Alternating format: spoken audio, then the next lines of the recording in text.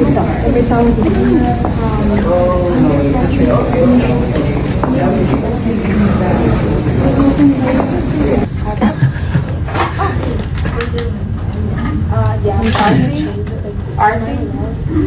how long are you here with her then? We're leaving tomorrow. We're leaving tomorrow. So mine's just staying. Oh, that's good. Yeah. She goes to England.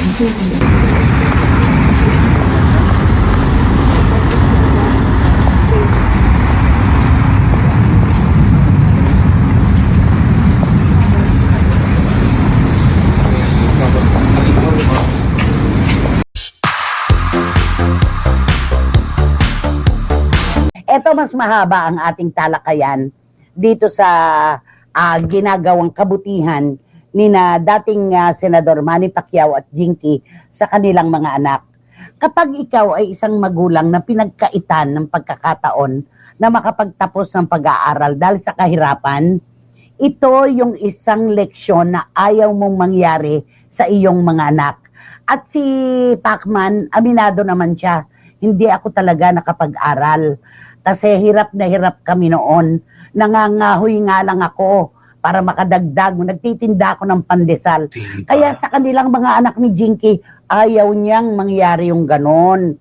Di ba, Romel? Opo, Nay, kasi di ba tayo, pag may pagkakataon talaga, pag meron tayo, dadalhin natin ang ating mahal sa buhay sa Edukasyon, sa edukasyon. Yes, Kung totoo. saan tayo pinagdamutan, doon tayo bumabawi. Sa totoo lang. At ngayon nga po, inihatid po nila ni Jinky itong si Queenie sa Chicago, Illinois.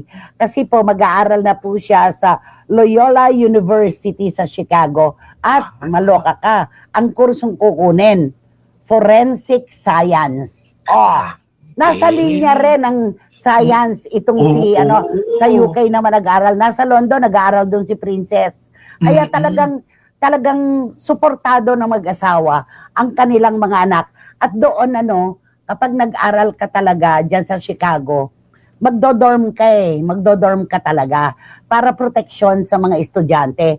At yung dorm na nakuha nitong si Queenie, maliit lang. Sabi nga ng mga netizens, uy, mas malaki pa yung CR nyo sa kinuha mong room. Natural po, okay lang naman yon. Iba naman ang buhay dito sa Pilipinas, iba naman ang buhay sa ibang bansa. Di ba?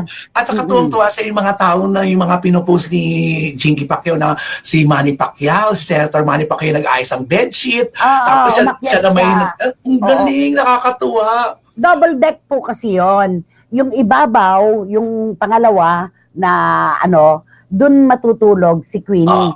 Yung ibaba, kinonvert nila into study room. Yeah. Parang nandun yung kanyang computer, nandun yung kanyang mga kagamitan. At parang nag-iisa lang siya. Usually kasi dalawa yan di ba? Pagka nagdo-dorm na ganyan, dalawa. Siguro, binayaran na ng mag-asawa yung para sa isa lang ang alasyang ka-share. Dapat lang, kasi mahirap baka mamaya makasama pa ni Queenie, ibang lahi, mahihirapan. Di ba? At saka ang mahal pala ng pagpapaaral dyan, no? Anak, 5 milyon. Mahigit. 5 milyon. Kasi yung pa lang, yung tuition pa lang niya, 3.9 na. Tapos yung bayad pa sa dorm, yung pagkain, lahat, ganon. Ang nakakatuwa, nung namasyal sila sa Cloud Bar, ito po yung isa sa pinakamataas na building sa Chicago, overlooking Lake Michigan. Si Jinky pala, meron pala siyang takot sa height. Kasi gumaganon siya talaga, ayaw niya. Samantalang si Pacman nakatanaw pa. Ako naman din, di ba ako, kinukwento ko sa inyo, namamanhid yung pa ako pagka yung matataas. Marami namang kasing takot sa matataas. Diyos ko. Talaga, afraid of height, parang ganon. Totoo yun. At pinagkaguluhan sila kahit sa ang kalye po ng Chicago, magpunta si Pacman, hinaharang siya ng mga puti, iba-ibang lahi. Meron pang isa na talagang sobra ang paghanga sa kanya. Sigaw ng sigaw, oh my God, I cannot believe I saw you in person. Yung mga gumaganon, di ba?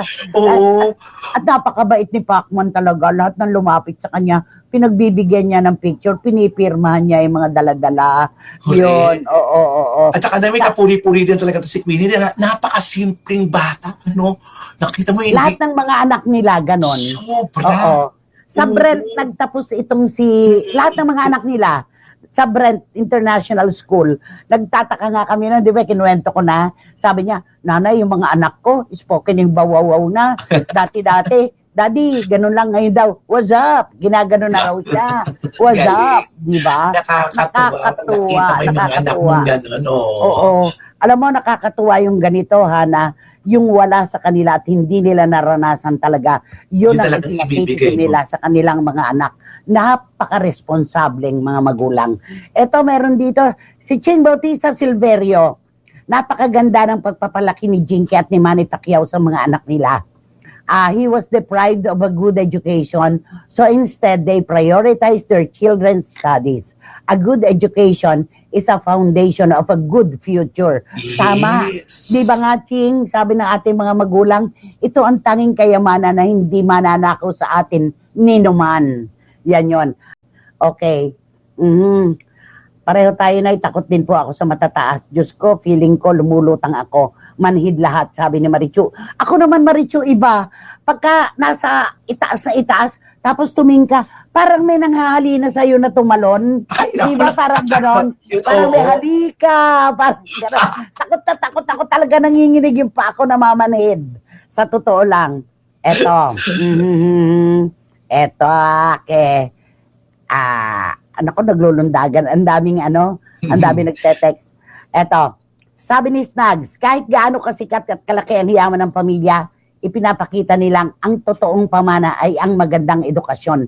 Hindi lahat ay sa luho ng katawan, kundi ang kinabukasan ng mga anak. True! Ayan. At sabi naman ni Wating-Wating, pera at properties can be inherited, pero knowledge and skills are earned. Kaya education is still one of the best investments parents can give their children. Wow, Wating-Wating, napakaganda naman. Sobrang ganda naman yan. Di ba naman? Okay. Basta pinupuri natin, napaka-responsableng magulang ni Pacman at ni Jinky. Ang kapakanan ng kanilang mga anak, ang kanilang binibigyan ng pagpapahalaga. Saludo.